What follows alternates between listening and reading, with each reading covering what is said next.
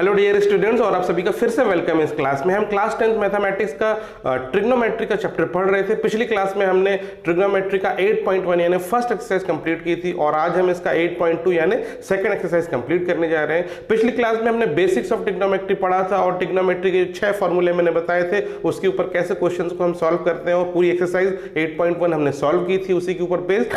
अब जो है 8.2 हम करने जा रहे हैं, और यहाँ पे trigonometric ratio some specific angle आपको याद करना पड़ेगा उसकी वैल्यू, और इसी के ऊपर बेस्ड है सारे क्वेश्चंस इस एक्सरसाइज में। तो वो वैल्यू कैसे आपको याद करना है उसके लिए एक टेबल बनाया जाता है। तो मैं आपको टेबल बनाना सिखाऊंगा कि हम कैसे टेबल बना सकते हैं, और एक बार आप सीख गए तो आप बिना देखे वो टेबल बना सकते हैं, और बार बार बनाएंगे तो आपको सारी जो है ट्रिग्नोमेट्रिक जो वैल्यूज है वो याद भी हो जाएंगी। तो सबसे पहले हम देखते हैं कि वो टेबल कैसा होता है। सबसे इंपॉर्टेंट टेबल है पूरे ट्रिग्नोमेट्री में। सबसे ज्यादा बच्चे कंफ्यूज होते हैं कि उसको याद कैसे करना है।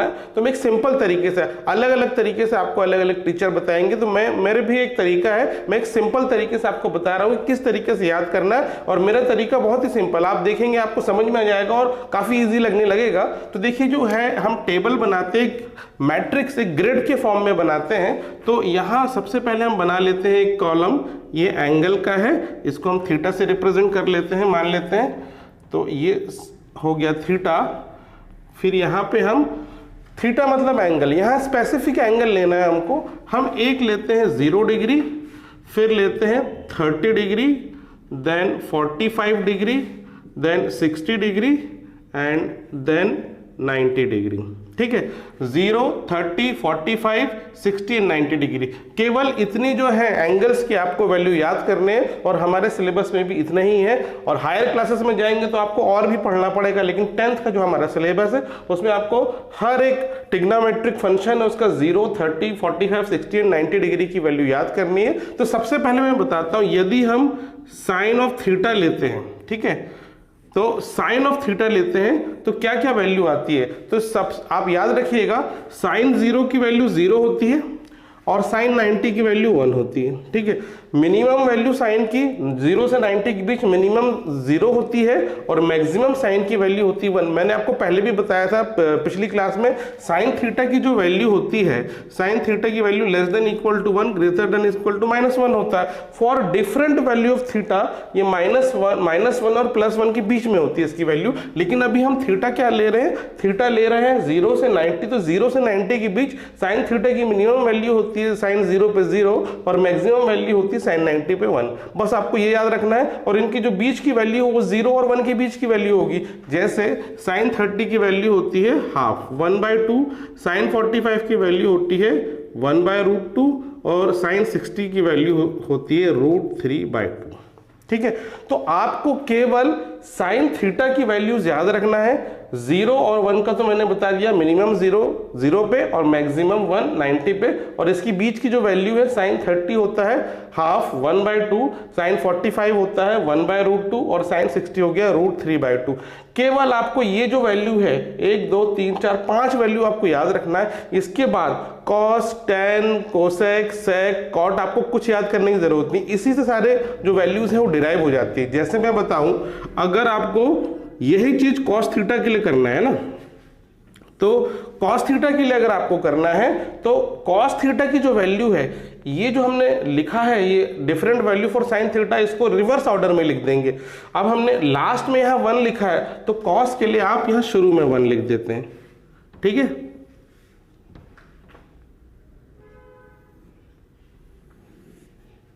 तो देखिए सबसे लास्ट में यहां 1 था, अब कॉस में सबसे शुरू में हो गया 0, फिर सेकंड लास्ट था √3/2, यहां पे सेकंड पे आ जाएगा √3/2,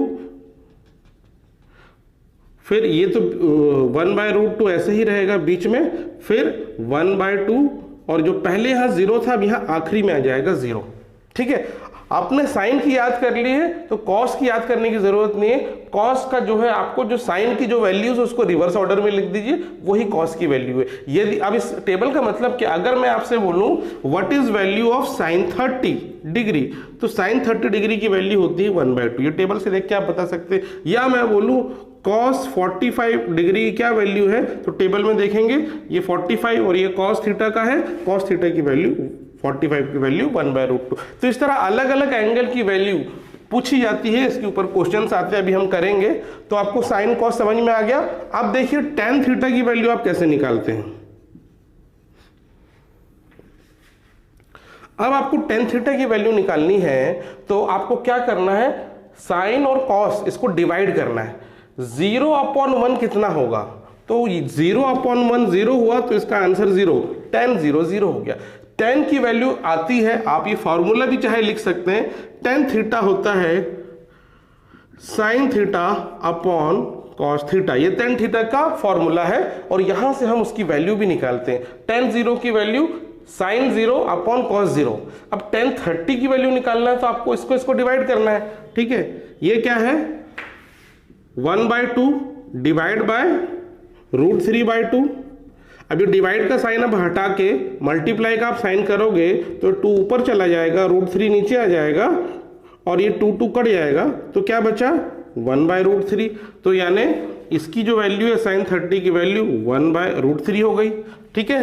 अब आपको बताना है tan 45 की क्या वैल्यू है, तो ये 1/√2 डिवाइडेड बाय 1/√2, तो ये दोनों सेम नंबर है, √2 कट जाएगा तो यहाँ बचेगा 1।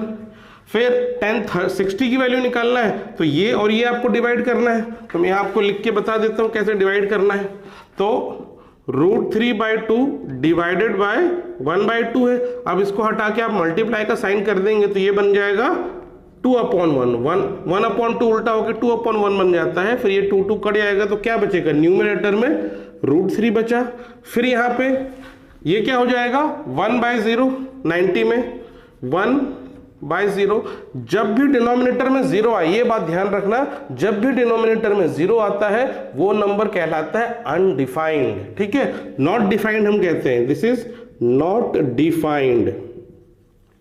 डिनोमिनेटर में किसी के भी जब भी नंबर आएगा 0 से हम किसी को भी डिवाइड नहीं कर सकते, इसीलिए वो नॉट डिफाइंड होता है वो नंबर। तो ये जो हो गया नॉट डिफाइंड, और शॉर्ट में आपको ND भी करके लिख सकते हैं, ठीक है। तो ये है नॉट डिफाइंड, ठीक है। तो ये आपको 3 हमने ट्रिग्नोमेट्रिक रेशियोज की वैल्यू लिख ली। केवल आपको फर्स्ट लाइन याद करना है, सेकंड लाइन को रिवर्स ऑर्डर में लिखना है, थर्ड के लिए 10 के लिए इन दोनों को डिवाइड करना है, इसको डिवाइड करना है, इसको डिवाइड करना है, फिर इसको और फिर इन दोनों को डिवाइड करना है, ठीक है। अब आ गया समझ में। अब हमें लिखना है कोसेक थीटा, ठीक है। अब हमें लिखना है cosec theta.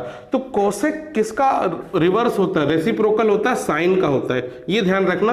Cosec theta is reciprocal of sine theta. तो देखिए पहला नंबर है 0, साइन 0 0 होता है, तो इसका रेसिप्रोकल क्या हो जाएगा। अगर यहाँ केवल 0 है तो इसका मतलब ये 0/1 है। डिनोमिनेटर में अगर कुछ नहीं होता है तो हम मानते हैं कि ये 0/1 है, और अगर मैं इसका उल्टा कर दूं तो ये क्या बन जाएगा 1/0। 0/1 का मैं उल्टा कर दूं तो 1/0 बन जाएगा, और डिनोमिनेटर में 0 आ गया तो ये नंबर क्या हो जाएगा, नॉट डिफाइंड। तो इसका मतलब ये है कोसेक 0 डिग्री हो जाएगा नॉट डिफाइंड, ठीक है। कोसेक हो जाएगा 0 डिग्री नॉट डिफाइंड। अब आते हैं इसके ऊपर 30, साइन 30 1/2 है तो इसका उल्टा क्या हो जाएगा 2/1। तो यहाँ पे हम लिखेंगे 2/1, लेकिन डिनोमिनेटर में 1 को लिखते नहीं है तो आप केवल 2 लिख देंगे यहाँ पे। फिर 45, साइन 45 है 1/√2, तो इसका उल्टा क्या हो जाएगा √2/1। तो कोसेक 45 में आप लिखेंगे √2, डिनोमिनेटर का 1 लिखने की जरूरत नहीं पड़ती। फिर ये है √3/2, इसका उल्टा क्या हो जाएगा 2/√3, तो यहाँ लिख देंगे आप 2/√3। अब ये है 1, ठीक है। 1 का मतलब क्या है, ये 1/1। अब इसका उल्टा आप करोगे तो भी वो 1/1 ही होगा, तो इसलिए ये जो वैल्यू आएगी ये हो गया 1, ठीक है। तो ये कोसेक का आपने लिख दिया। अब हम लिखेंगे सेक का। अब सेक थीटा किसका रेसिप्रोकल होता है, देखिए सेक थीटा कोसेक थीटा का रेसिप्रोकल होता है, ठीक है। तो जो कोसेक है उसको उल्टा करके लिखना है, सॉरी सेक कॉस को उल्टा करके लिखना है, तो सेक थीटा कॉस का रेसिप्रोकल है। तो ये 1 का रेसिप्रोकल क्या होगा, जैसे हमने यहाँ किया था 1 का रेसिप्रोकल 1 ही होता है, तो ये जो 1 है इसका रेसिप्रोकल होगा 1, ठीक है। फिर देखिए कॉस थीटा 30 में क्या है √3/2, तो इसका उल्टा क्या हो जाएगा 2/√3, तो यहाँ लिख देंगे। फिर यहाँ पे 1/√2 है तो इसका उल्टा √2 हो गया। फिर ये है 1/2 तो इसका उल्टा हो गया 2, और ये 0 है तो ये जो 0 है एक्चुअली 0/1 है यहाँ पे। अब इसका उल्टा करेंगे तो 1/0 हो जाएगा।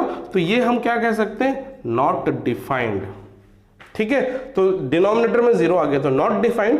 आप इसको कॉस का रेसिप्रोकल लेके भी कर सकते हैं, और एक और तरीका, अगर आपको रेसिप्रोकल लेने में दिक्कत है तो जो हमने कोसेक लिखा है ना, इसी को रिवर्स ऑर्डर में लिख देंगे तो देखिए सेक आ जाएगा। देखिए लास्ट में यहाँ 1 है तो ये पहले 1, फिर सेकंड लास्ट में ये 2/√3 तो हमने सेकंड में √3/2, फिर ये √2, फिर √2, फिर ये 2, ये 2 और आखिरी में नॉट। मतलब इसी को आप रिवर्स ऑर्डर में लिख देंगे तो सेक का फार्मूला बन जाएगा, सेक का वैल्यूज आ जाएगी। अब देखिए लास्ट बस रह गया है, ये है कॉट थीटा की value, different value cot theta की। अब कॉट का आपको लिखना है तो कॉट क्या होता है, किसका रेसिप्रोकल है, कॉट है tan का रेसिप्रोकल। ठीक है, कॉट है tan का रेसिप्रोकल। अब चाहे इसका आप रेसिप्रोकल लेके भी कर सकते हैं, 0/1 का 1/0, 1/√3 का √3/1, 1 का उल्टा तो 1 ही होगा, √3 का रेसिप्रोकल 1/√3। नॉट डिफाइंड का रेसिप्रोकल होता है 0। ठीक है, नॉट डिफाइंड कैसे आता है, 0 का रेसिप्रोकल और नॉट डिफाइंड का रेसिप्रोकल 0 हो जाएगा। या इसको एक और तरीका है, ये जो tan है इसको रिवर्स ऑर्डर में लिख दो, ये tan इसको रिवर्स ऑर्डर में लिखो, सबसे आखिरी में था नॉट डिफाइंड, कॉट में अब शुरू में आप लिख दो नॉट डिफाइंड। ठीक है, फिर सेकेंड लास्ट है √3 तो कॉट के सेकेंड वाला जो 30 वाला यहां √3 लिख दो, फिर थर्ड है 1 तो ये तो 1 ही आ जाएगा, फिर है उसके बाद 1/√3 तो यहां लिख दो 1/√3, और फिर ये 0 तो 0 यहां आ गया लास्ट में। तो ये देखिए सारी वैल्यूज हमने लिख दी और ये हमारा टेबल हो गया कंप्लीट। तो ये जो है टेबल बनाने का एक आसान तरीका है, अगर आपको समझ में आ गया तो बहुत अच्छी बात है। ठीक है, और नहीं आ गया तो इसका कोई चारा नहीं है, आपको याद करना ही है किसी ना किसी तरीके से, या तो आप मेरे तरीके से याद कर लें या किसी और के तरीके से, लेकिन ये वैल्यूज तो आपको याद ही करनी है। मेरे तरीके में आपको क्या करना है, केवल फर्स्ट लाइन याद रखनी है। फर्स्ट लाइन अगर याद हो गई 0, 1/2, 1/√2, √3/2 एंड 1, तो कॉस जो है इसका रिवर्स ऑर्डर है पूरा, इसको रिवर्स ऑर्डर में लिख देंगे। फिर tan है, साइन और कॉस को डिवाइड करना है, साइन और कॉस को हर जगह डिवाइड करना है, tan आ जाएगा। फिर कोसेक जो है ये इसका रेसिप्रोकल है, साइन का उल्टा कर देंगे, साइन का उल्टा कर देंगे। फिर जो सेक है, सेक चाहे तो इसको रिवर्स ऑर्डर में लिख दो कोसेक, कोसेक को चाहे तो कॉस का रेसिप्रोकल ले लो, दोनों में सेम आंसर आएगा। और कॉट के लिए आप tan का रेसिप्रोकल ले लो या tan को रिवर्स ऑर्डर में लिख दो तो कॉट की वैल्यू आ जाती है। तो इस तरीके से टेबल तैयार होता है, और ये जो टेबल जब तैयार हो जाता है तो इसकी जो वैल्यूज है इसको हम यूज करके डिफरेंट क्वेश्चन सॉल्व करते हैं। अब ये जो टेबल है इसका एप्लीकेशन हम कैसे करते हैं, तो हम जो नेक्स्ट एक्सरसाइज करने वाले हैं दैट इज 8.2, उसमें मैं आपको करके बताऊंगा कि हम अलग अलग क्वेश्चन में कैसे करते हैं। So without wasting any time हम स्टार्ट करते हैं इसका नेक्स्ट एक्सरसाइज। तो ये देखिए फर्स्ट क्वेश्चन एक्सरसाइज का 8.2 का, इसके अंदर 5 क्वेश्चन से, पहले हम ये 2 क्वेश्चन करेंगे फिर एक एक करके सारे क्वेश्चन करते जाएंगे। तो देखिए पहला क्वेश्चन दिया है sin 60 into cos 30 plus sin 30 into cos 60। अब इस तरह के क्वेश्चंस के लिए आपको क्या करना है, जैसे मैंने अभी टेबल आपके लिए बनाया था, आपको एक रफ में वो टेबल बना लेना है और उस टेबल को फिर अपने बाजू में रखना और टेबल से देख के ये वैल्यू लिखती जानी है। तो शुरू में तो आपको ऐसे ही करना पड़ेगा क्योंकि ये वैल्यू आपको एक बार में याद नहीं होगी, आप टेबल बाजू में रखेंगे बना के, लेकिन वो खुद से बनाएंगे टेबल। ठीक है, जब आप बार बार बनाएंगे वो टेबल तो आपको टेबल याद हो जाएगा, तो वो टेबल को आप बना के बाजू में रखेंगे और फिर वैल्यू देख के बस पुट करते जाना है। तो जैसे sin 60 की वैल्यू देखो होती है √3/2, ठीक है, फिर cos 30 की वैल्यू भी होती है √3/2, फिर प्लस sin 30 की वैल्यू हाफ होती है एंड cos 60 की वैल्यू हाफ। तो बस आपको वैल्यू पुट कर देनी, ये वैल्यू आपको अगर याद होगी तो फटाफट हो जाएगा, और अगर फिर भी अगर आपको याद नहीं होती तो टेबल बनाने का तरीका याद कर लें, टेबल को देख देख के आप कर सकते हैं। अब देखो इसको सॉल्व करेंगे तो √3 इंटू √3 हो गया 3, 2 2 ज़ा 4 प्लस 1 1 ज़ा 1, 2 2 ज़ा 4, तो ये क्या हो गया देखिए, ये हो गया 4 and 3 plus 1 which is equal to 4/4, ये कट जाएगा तो ये वैल्यू आ गई 1। तो देखिए इस तरह से फर्स्ट का तो आंसर 1 आ रहा है। अब यहाँ देखिए, अब देखिए 2 tan स्क्वायर 45, यहाँ पे स्क्वायर आ गया, cos square 30 minus sin square 60। तो देखिए अब tan 45 की वैल्यू 1 होती है तो हम इसे लिखेंगे 2 इंटू 1 का स्क्वायर, ठीक है, प्लस cos स्क्वायर 30, cos 30 की जो वैल्यू होती है √3/2 होती है तो आपको इसका स्क्वायर करना पड़ेगा। फिर साइन माइनस साइन 60, तो साइन 60 की जो वैल्यू होती है ये √3/2 है और इसका आपको स्क्वायर करना पड़ेगा। तो देखिए ये क्या हो गया, 2 × 1 तो 2 ही होगा, ये क्या हो गया 3/4, इसका स्क्वायर करेंगे -3/4। अब देखिए ये दोनों सेम नंबर है, दोनों को माइनस करेंगे तो ये तो कट जाएगा, फाइनली कितना बचेगा 2 बचेगा। तो इसका आंसर हुआ 2। ठीक है, कितना आसान, अगर आपको वैल्यू पता है तो बहुत आसान है, इसके जो क्वेश्चन है बहुत ईजी बनते हैं। ठीक है, तो ये 2 क्वेश्चन हुआ। अब हम करेंगे इसका अगला क्वेश्चन। तो देखिए थर्ड और फोर्थ क्वेश्चन है फर्स्ट का ही, अब हमें इसकी वैल्यू पुट करके यहाँ सॉल्व करना है, तो मैं थर्ड वाला कर रहा हूँ। तो देखिए थर्ड वाला क्या है, cos 45 की वैल्यू 1/√2 होती है, फिर sec 30 की वैल्यू होती है 2/√3 एंड cosec 30 की वैल्यू होती है 2। अब इसको आपको सिंप्लीफाई करना है। ठीक है, तो देखिए सिंप्लीफाई करने के लिए आपको क्या है, या तो आप एलसीएम लेके सॉल्व कर सकते हैं, आपको रूट का यहाँ पे एलसीएम लेना पड़ेगा, और या एक और तरीका मैं क्या करता हूँ, जैसे मुझे यहाँ से √3 हटाना है तो मैं पूरे में क्या करता हूँ, √3 से मल्टीप्लाई कर देता हूँ डिनोमिनेटर में और न्यूमरेटर में। ठीक है, तो जो चीज़ मल्टीप्लाई आप डिनोमिनेटर में करेंगे वही आपको न्यूमरेटर में करना पड़ेगा। तो देखिए ये क्या बन जाएगा, ये न्यूमरेटर में मल्टीप्लाई कर दिया तो ये √3/√2 बन जाएगा, और डिनोमिनेटर में क्या होगा, ये इससे मल्टीप्लाई होगा तो ये 2 बन जाएगा, और ये इससे मल्टीप्लाई होगा तो 2√3 बन गया। ठीक है, तो हमने क्या कर दिया, डिनोमिनेटर से √3 हटा दिया। अब हम यही चीज करना चाहते हैं न्यूमरेटर से मैं √2 हटाना चाहता हूँ। ठीक है, √3/√2 है तो √2 हटाना है, तो इसमें देखिए मैं यहाँ करता हूँ, तो इसमें मैं क्या करता हूँ, √2 मल्टीप्लाई करता हूँ न्यूमरेटर में, और फिर यहाँ डिनोमिनेटर में भी √2 मल्टीप्लाई कर देता हूँ, ऊपर भी मल्टीप्लाई करूंगा और नीचे भी, तो ये √2 हट जाएगा। तो इससे होगा क्या, आप एलसीएम लेने की जो मशक्कत होती है उससे बच जाएंगे। कई बच्चों को एलसीएम लेने या एलसीएम लेके सॉल्व करने में दिक्कत होता है, इससे आप एलसीएम वाले झंझट से बच जाएंगे। तो अब देखिए क्या होगा, ये √2 तो ये √2 कट जाएगा इससे। अब यहाँ क्या बचा, ऊपर √3 बचा, और ये √2 है अंदर मल्टीप्लाई होगा डिनोमिनेटर में 2। अब मल्टीप्लाई करने से पहले हम क्या करते हैं, देखिए ये जो 2 है और ये 2 आप कॉमन निकाल सकते हैं, तो ये 2 मैं कॉमन निकाल लेता हूं, तो यहाँ क्या बचेगा 1 प्लस √3 बचेगा, और ये √2 यहाँ ब्रैकेट में है। ठीक है, अब ये √2 को इस ब्रैकेट के अंदर हम मल्टीप्लाई कर देंगे, तो ये बन जाएगा √3/2, तो ऐसे ही रहेगा बाहर, मैं √2 को मल्टीप्लाई कर रहा हूं, तो √2 प्लस √2 इंटू √3 हो जाएगा √6। ठीक है, तो ये फाइनल आंसर आ रहा है। तो इस फॉर्म में आप चाहे लिखेंगे आंसर तो भी आपको मार्क्स मिल जाएंगे। कई बार इसका रैशनलाइजेशन करके जो आपको एनसीईआरटी के पीछे आंसर मिलेगा, जब भी ऐसा रूट में आता है उसका रैशनलाइजेशन कर देते हैं। अगर आप रैशनलाइजेशन नहीं भी करो, आपसे पूछा नहीं गया रैशनलाइजेशन का, तो आप इतना भी आंसर लिखोगे तो आपका आंसर सही माना जाएगा। फिर भी मैं आपको बता देता हूं, अगर इसका हम रैशनलाइजेशन करेंगे तो क्या आंसर हो जाएगा। देखिए ये जो है √3/2 और ब्रैकेट में √2 + 6 है, हम इसको इंटरचेंज करके लिख सकते हैं √6 + √2, प्लस में हम नंबर को आगे पीछे करके लिख सकते हैं। अब आपको रैशनलाइजेशन करना है तो हम मल्टीप्लाई करेंगे √6 - √2, जो डिनोमिनेटर वाला नंबर है उसका साइन, बीच का साइन बदल के हम मल्टीप्लाई करते हैं इस तरीके से। देखिए तो अब ये न्यूमरेटर और डिनोमिनेटर दोनों में मल्टीप्लाई होगा, ये इससे और ये इससे, तो देखिए क्या बन जाएगा, न्यूमरेटर में √3 ब्रैकेट में √6 - √2। अब डिनोमिनेटर में क्या बचा, देखिए ये ब्रैकेट वाला 2 तो रहेगा, अब ये क्या बन रहा है, a + b और a - b के फॉर्म में आ रहा है, तो आप a² - b² वाला फॉर्मूला लगा देंगे, तो √6 का स्क्वायर 6 हो जाएगा एंड √2 का स्क्वायर 2 हो जाएगा, तो ये 6 - 2 बचेगा यहाँ पे।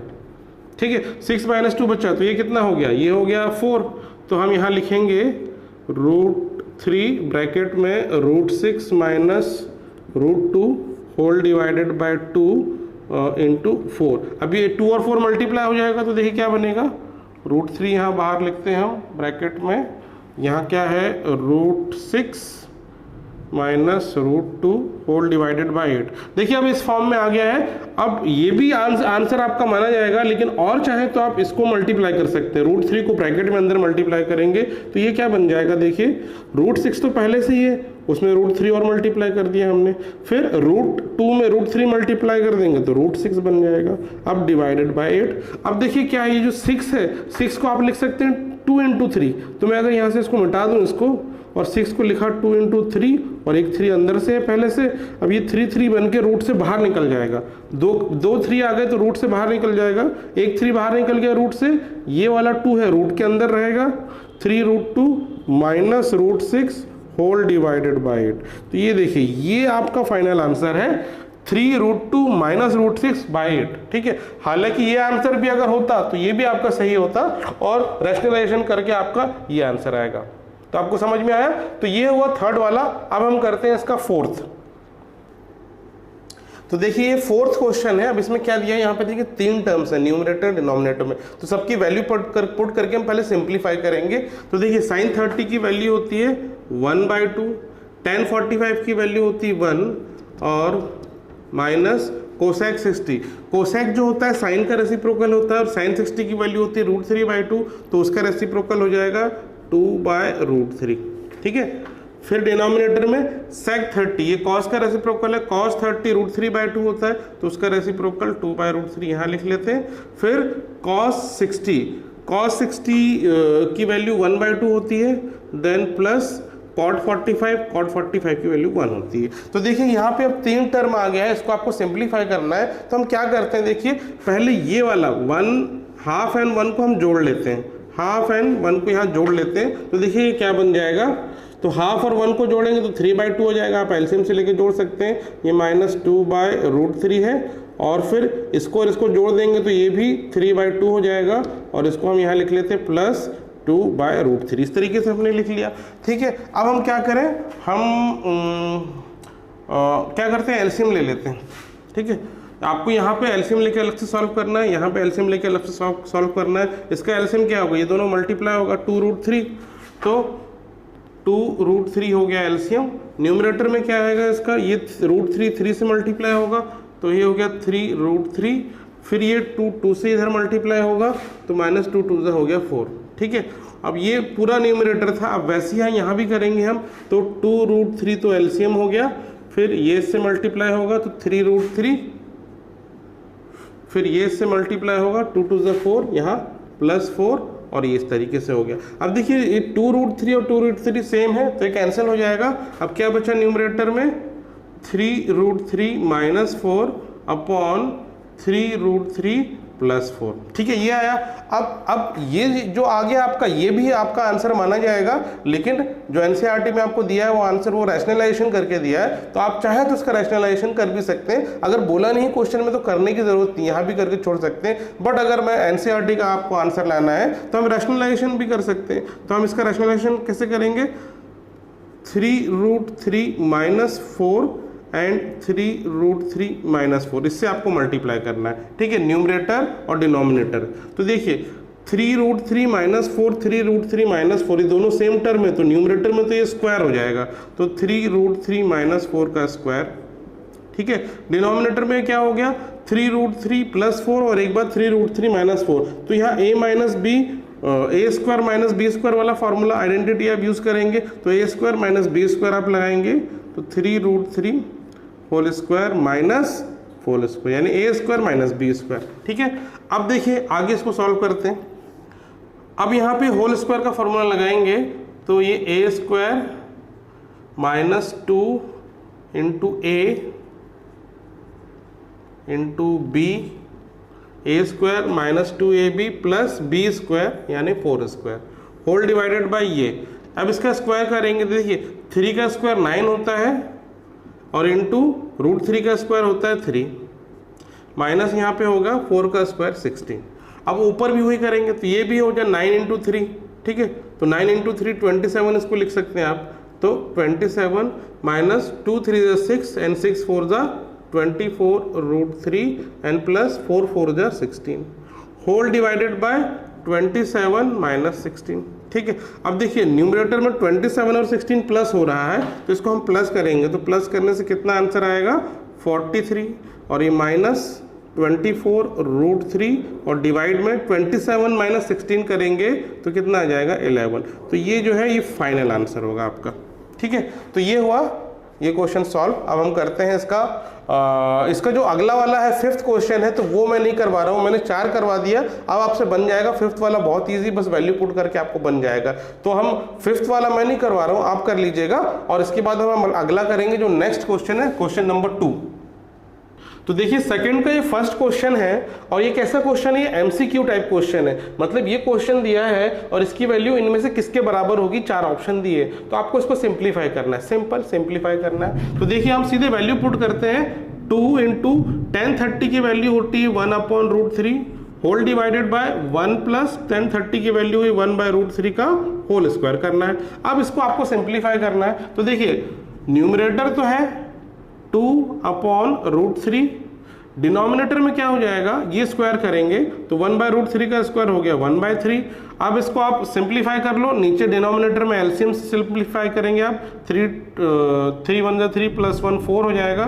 तो ये न्यूमरेटर तो ऐसे ही है 2/√3, डिनोमिनेटर में इसको एलसीएम से सॉल्व करेंगे तो 4/3 हो जाएगा। अब इसको और सिंप्लीफाई करेंगे तो देखिए अगर इसमें कंफ्यूजन है आपको तो इसको डिवाइड के फॉर्म में लिखेंगे हम, 2/√3 डिवाइडेड बाय 4/3, इस तरीके से आप यहाँ कन्वर्ट करके लिख देंगे। अभी डिवाइड के साइन को हम चेंज करेंगे मल्टीप्लाई के साइन पे, तो 2/√3 ये क्या बन जाएगा, डिवाइड की जगह मल्टीप्लाई, और ये रिवर्स हो जाएगा, रेसिप्रोकल हो जाएगा 3/4, 4/3 का 3/4। अब ये 2 तो इससे कट जाएगा, 2 2 सा 4 होता है। अब क्या बचा देखिए 1/√3 इंटू 3/2 बचा।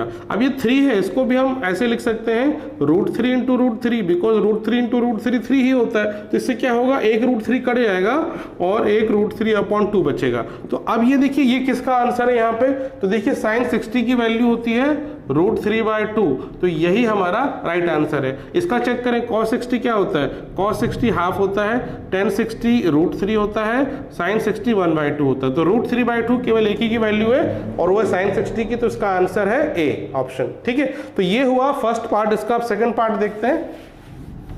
देखिए अगला क्वेश्चन है, सेकंड क्वेश्चन है सेकंड का, और ये जो है दिया है इसके आपको चेक करके बताना है ये किसके बराबर है इसकी वैल्यू। तो आपको सिंपली वैल्यू पुट करना है। देखिए 1 माइनस 1045 की वैल्यू 1 होती है, तो यहाँ 1 स्क्वायर लिख देंगे क्योंकि 1045 का स्क्वायर है ये, अपॉन 1 प्लस 1045 का स्क्वायर यानी 1 का स्क्वायर। तो 1 माइनस 1, क्योंकि 1 का स्क्वायर तो 1 ही होता है, 1 माइनस 1 0 अपॉन 2 और इक्वल टू 0। तो 0 अपॉन समथिंग 0 ही होगा, तो इसका जो आंसर है डी दिख रहा है 0, तो इसका आंसर डी ही होगा। तो इसमें आपको ज़्यादा कुछ करने की जरूरत नहीं है। अब देखते हैं इसका थर्ड। तो ये देखिए सेकंड का थर्ड क्वेश्चन, इसमें क्या दिया है, sin 2a is equal to 2 sin a is true when a is equal to. अब यहाँ पे देखिए क्या है, यहाँ पे जो ये है sin 2 इंटू ए, मतलब a एक एंगल है और उस एंगल पे 2 मल्टीप्लाइड है। ठीक है, ये जो 2 है ये एंगल का ही पार्ट है, ये 2 इंटू ए। ठीक है, मान लो अगर हम मान लें इसको a को 30, तो 2 इंटू 30 यानी 60 डिग्री बन जाएगा ये, तो कुछ भी वैल्यू हो सकती है कि, तो ये इक्वल टू 2 इंटू साइन ए, यहाँ पे a में मल्टीप्लाई नहीं है कुछ भी नंबर, ये साइन a है। तो ये कब ये दोनों इक्वल होंगे, तो आपको बताना है जब a की वैल्यू क्या होगी इन दोनों में से। तो सिंपली हम क्या करें, ट्रायल एंड एरर, a की वैल्यू एक बार 0 रखो, एक बार 30 रखो, एक बार 45 रखो, एक बार 60 रखो, जिसमें दोनों तरफ इक्वल आ गया वही आपका राइट आंसर। मान लो अगर a की वैल्यू हम 0 रखते हैं तो यहाँ पे क्या बन जाएगा, साइन 2 इंटू 0, और यहाँ क्या हो जाएगा 2 इंटू साइन 0। ठीक है, तो 2 इंटू 0 तो 0 हुआ, तो ये साइन 0 डिग्री हो गया। अब देखिए साइन 0 डिग्री की वैल्यू 0 ही होती है, तो ये 2 इंटू 0 हो गया, और ये भी साइन 0 डिग्री है, इसकी वैल्यू भी 0 हुई, तो दोनों तरफ 2 इंटू 0, और यहाँ भी साइन 0 की वैल्यू 0, तो दोनों तरफ इक्वल आ गया, तो ये इसका राइट आंसर है। ठीक है, अब 30 में देखें क्या 30 में आ रहा है कि नहीं, तो अगर a को हम 30 रखते हैं तो ये क्या बन जाएगा, साइन 2 इंटू 30, और इस तरफ क्या बन जाएगा 2 इंटू साइन 30, ऐसे आपको करना है। अब ये जो है ये बन जाएगा 230 जो 60, और इधर देखिए अब साइन 30 की वैल्यू यहाँ रख दो, साइन 30 होता है 1/2। अब यहाँ पे देखिए साइन 60 की वैल्यू होती है √3/2, यहाँ 2 2 कट जाएगा तो RHS में 1 आ रहा है, तो RHS और LHS इक्वल नहीं आ रहा बी के केस में। ठीक है, जब हम 30 रख रहे हैं। अब हम 45 में चेक करें, हम a को अगर 45 रखते हैं तो साइन 2 इंटू 45, और RHS में हो जाएगा साइन 2 इंटू साइन 45। ठीक है, तो ये क्या हो गया 245 90 हो गया, तो इधर तो साइन 90 हो गया, और इधर 2 इंटू 45 साइन 45 होता है 1/√2 और इधर देखिए क्या बन गया, साइन 90 की वैल्यू होती है 1, तो ये हो गया 2/√2 इधर RHS में और इधर LHS में 1, तो ये दोनों इक्वल नहीं है, तो 45 भी सही आंसर नहीं है। एक बार 60 रख के चेक कर लें आपको यहाँ पे, तो 2 इंटू देखिए 62 जब 120 आ जाएगा, तो अब 120 की वैल्यू तो हमने पढ़ी नहीं है, तो इसको तो आप चेक ही नहीं कर सकते, तो ये आपको करने की ज़रूरत नहीं है। 0 पे आ रहा है तो हमारा आंसर 0, हालांकि हमें 0 पे आ गया था उसी टाइम टिक कर देना चाहिए था, लेकिन आपको एक्सप्लेन करने के लिए मैंने बाकी वैल्यू रख के भी दिखाया कि बाकी वैल्यू जो है वो सही आंसर नहीं है इसका। अब हम इसका अगला क्वेश्चन करेंगे जो कि है सेकेंड का 4th क्वेश्चन। तो देखिए 4th क्वेश्चन है, अब यहाँ पे आपको बताना है कि इसमें से कौन सा ऑप्शन सही है। तो पहले हम इसको सॉल्व करेंगे। 2 10 30 अपॉन 1 माइनस 10 स्क्वायर 30 है। अब 10 30 की वैल्यू 1/√3 होती है, तो हम यहाँ इसकी वैल्यू रखेंगे 2 इंटू 1/√3, ये न्यूमरेटर हुआ, फिर डिनोमिनेटर में 1 माइनस 1/√3 का होल स्क्वायर। अब इसको सिंप्लीफाई करना है आपको, तो देखिए ये तो हुआ 2/√3 ऊपर, डिनोमिनेटर में ये हो जाएगा 1 माइनस 1/√3 का स्क्वायर हो जाएगा सिंपली 1/3 और इट इज इक्वल टू 2/√3, तो न्यूमरेटर में रहेगा। इसको एलसीएम से सॉल्व कर लेंगे तो 3 1 जा 3 माइनस 1 यानी 2/3 हो गया। अब ये इसको डिवाइड करना है आपको, तो इस तरह का हमने अभी किया थोड़ी देर पहले, 2/√3 डिवाइड ऐसे करेंगे आप, फिर 2/3। अब इसको हम चेंज कर देंगे मल्टीप्लीकेशन से, यहाँ मल्टीप्लाई कर दिया, यहाँ 3/2 हो गया, तो 2 तो कट जाएगा इसमें से। अब यहाँ बचा 3/√3, अब 3 को हम लिख सकते हैं 3 इंटू √3 में, ब्रेक कर सकते हैं 3 को, अब तो एक √3 तो कट जाएगा, तो फाइनली √3 बचा। अब √3 है, अब इसमें ABC देखिए, इसमें से किसकी वैल्यू √3 आ रही है, तो cos 60 की वैल्यू होती है 1/2, sin 60 की वैल्यू √3/2, tan 60 की वैल्यू √3 एंड sin 30 की वैल्यू 1/2। तो इसमें जो C वाली tan 60 जो है ये इसका सही आंसर है, क्योंकि इसकी वैल्यू √3 होती है और यहाँ पे इसका सॉल्यूशन जो आ रहा है ये √3 आ रहा है, तो जो हमारा ऑप्शन है C option is the right option. आया समझ में? तो ये सेकंड क्वेश्चन कंप्लीट होता है। अब हम करेंगे इसका थर्ड क्वेश्चन। ये देखिए थर्ड क्वेश्चन है और इसमें क्या दिया है, if 10a plus b is equal to √3। अब यहाँ पे a और b क्या है, a और b डिफरेंट एंगल है, उनको सम करके एक नया एंगल बनेगा, तो यहाँ वही लिखा है a और b प्लस करते हैं तो वो √3 आता है, फिर 10a माइनस b करते हैं तो 1/√3 आता है, और यहाँ पे जो a प्लस b की जो वैल्यू है it is less than equal to 90 degree and greater than 0 degree है, और इसमें से a की वैल्यू b से बड़ी है, यानी a is greater than b, और आपको निकालना है कि a और b की वैल्यू क्या होगा। अब देखिए ये इस तरीके का एक वर्ड प्रॉब्लम है, तो मैक्सिमम स्टूडेंट्स को इस क्वेश्चन में डाउट होता है, इनको एक बार में नहीं बनता है, एक्चुअली समझ में नहीं आता है कि क्या करना है ऐसे क्वेश्चंस में। तो देखिए अब यहाँ पे हम क्या करें, पहले मैं ये वाला इक्वेशन लिखता हूँ, ठीक है, 10a plus b is equal to है √3, ठीक है। अब इससे हम a प्लस बी की वैल्यू कैसे निकालें, तो हम एक बार फिर से जो हमने टेबल बनाया था ट्रिग्नोमेट्रिक टेबल, उससे अब हम देखते हैं कि 10 की किस वैल्यू पे, उसकी किस एंगल पे उसकी वैल्यू √3 आती है। तो हम देखते हैं कि हम जब लेते हैं 10 60 डिग्री तो इसकी वैल्यू आती है √3, ठीक है। तो अब देखिए ये एक हमने इक्वेशन लिखा और ये एक इक्वेशन लिखा, तो इन दोनों को हम अगर कंपेयर करें तो क्या इसका मतलब निकलता है, यदि a प्लस बी की जगह हो जाए 60 डिग्री तो इक्वल टू हो जाता है √3। तो इससे हम ये कंक्लूड करते हैं by comparing these two equation. आपको एक स्टेटमेंट लिखना है यहाँ पे, by comparing this equation and this equation we can say a plus b is equal to 60, ठीक है। इन दोनों को कंपेयर करके हम लिख सकते हैं a प्लस बी होगा 60, ठीक है। इसको एक इक्वेशन बोल दिया। अब सिमिलरली इसके लिए आप हम देखें, इसके लिए हम क्या करें, 10a minus b is equal to 1/√3। अब फिर हम ट्रिग्नोमेट्रिक टेबल में जाएंगे और देखेंगे 10 के किस एंगल पे उसकी वैल्यू 1/√3 आती है। तो हम देखते हैं कि जब हम लिखते हैं 10 30 डिग्री तो इसकी वैल्यू होती है 1/√3। तो अगर हम ये दोनों इक्वेशन को कंपेयर करें और इससे कंक्लूड कर सकते हैं हम कि a माइनस बी की जगह अगर हम 30 डिग्री रख दें तो ये 1/√3 इक्वेशन सेटिस्फाई करता है। इसका मतलब है a माइनस बी की ये वैल्यू है, a minus b is equal to है 30 डिग्री। ये आपका बन गया इक्वेशन 2, ठीक है। अब ये क्या बन गया, ये पेयर ऑफ इक्वेशन बन गया। हमने लीनियर पेयर ऑफ इक्वेशंस पढ़ा है, दो इक्वेशन है, आप इसको सिंपलीफाई कर सकते हैं। एक्स और वाई की जगह यहाँ पे ए और बी है, आप दोनों इक्वेशन को जोड़ दो तो बी एलिमिनेट हो जाएगा। यहाँ एलिमिनेशन मेथड का यूज कर सकते हैं। ए प्लस ए हो गया 2a, plus b minus b cancel हो गया, 60 प्लस 30 हो गया 90, तो a की वैल्यू क्या हो गई 90/2, और इसको हम काट सकते हैं तो a की वैल्यू आ रही है 45 डिग्री। ठीक है, अब a की वैल्यू आ रही है 45 डिग्री। अब ये a की वैल्यू हम फर्स्ट इक्वेशन में रख के b की वैल्यू निकालेंगे। तो फर्स्ट इक्वेशन क्या है, a plus b is equal to 60 degree. अब a की जगह आप रखेंगे 45 degree plus b is equal to 60 degree. Now b is equal to 60 minus 45 degree, तो कितना हो गया 60 माइनस 45 हो गया 15 डिग्री। तो b की जो वैल्यू आ रही है वो 15 डिग्री आ रही है और a की जो वैल्यू आ रही है 45 डिग्री आ रही है। ठीक है, तो इस तरीके से आपको क्वेश्चन सॉल्व करना है। ये इक्वेशन को सेटिस्फाई भी कर रहा है। a is greater than b, तो देखिए a बड़ा है b छोटा है।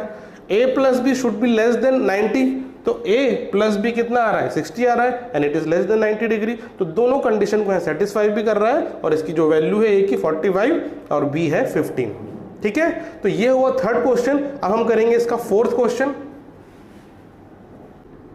देखिए ये फोर्थ क्वेश्चन इस एक्सरसाइज का और ये लास्ट क्वेश्चन है और ये ट्रू एंड फॉल्स वाला क्वेश्चन है। जिस तरह हमने पिछली बार भी किया था, लास्ट वाला ट्रू एंड फॉल्स वाला क्वेश्चन था 8.1 में, ये भी ट्रू एंड फॉल्स आपको बताना है। ये स्टेटमेंट है, 5 स्टेटमेंट है। सबसे पहले पहला स्टेटमेंट देखें, sine a plus b is equal to sine a plus sine b. क्या ये सही स्टेटमेंट है कि नहीं? यहाँ पे ए और बी है, एंगल्स हैं। ठीक है, अब ये सही है कि नहीं इसको कैसे हम चेक कर सकते हैं? तो हम ए और बी की कुछ वैल्यू ले लेते हैं। Let a is equal to 30 degree ले लो और b इज इक्वल टू हम ले लेते हैं 60 डिग्री। अब ये वैल्यू इस पर पुट करते हैं तो देखिए क्या हो जाएगा, साइन a प्लस बी की जगह लिखेंगे आप 30 प्लस 60 और RHS में साइन 30 प्लस साइन 60। अब देखते हैं क्या LHS इक्वल टू RHS होता है। तो ये देखिए 30 प्लस 60 ये हो गया 90, तो दिस इज साइन 90 और इधर क्या हो गया, साइन 30 की वैल्यू 1/2 होती है और साइन 60 की वैल्यू √3/2 है।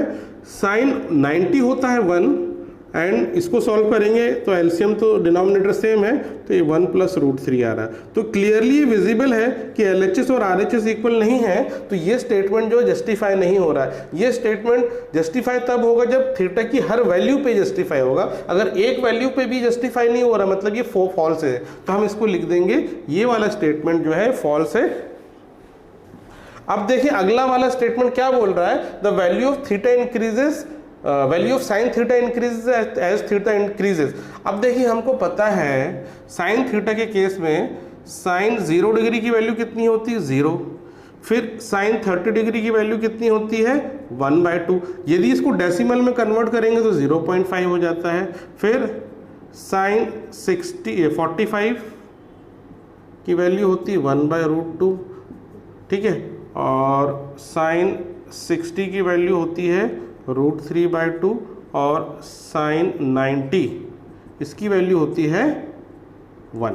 तो देख रहे हैं हम क्या, जैसे जैसे एंगल बढ़ रहा है इसकी वैल्यू बढ़ रही है ना, पहले 0 ही, फिर 0.5, फिर 1/√2। अब जो √2 है 2 से छोटा है, डिनोमिनेटर छोटा है, तो क्या होगा इसकी ओवरऑल वैल्यू बड़ी आएगी। फिर यहाँ पे तो √3 मल्टीप्लाइड है 1/2 में, ये और बड़ी वैल्यू है। फिर यहाँ पे 1 है, 1 सबसे मैक्सिमम वैल्यू है इसकी। तो क्या हो रहा है, ये ऑर्डर इंक्रीज हो रहा है, तो ये ट्रू है। सेकंड वाला आंसर है ट्रू।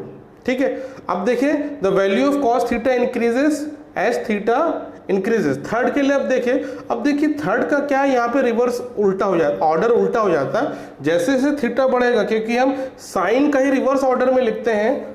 तो अगर हम कॉस की वैल्यू लिखेंगे तो मैं यहाँ एक बार लिख देता हूँ, साइन के केस में ऐसा नहीं होता, कॉस के केस में ऐसा नहीं होता है। कॉस 0 डिग्री होता है 1, देखिए 0 जब एंगल होगा तो ये 1 होगा। फिर कॉस 30 डिग्री होता है √3/2, देन कॉस 45 होता है 1/√2, देन कॉस 30 होता है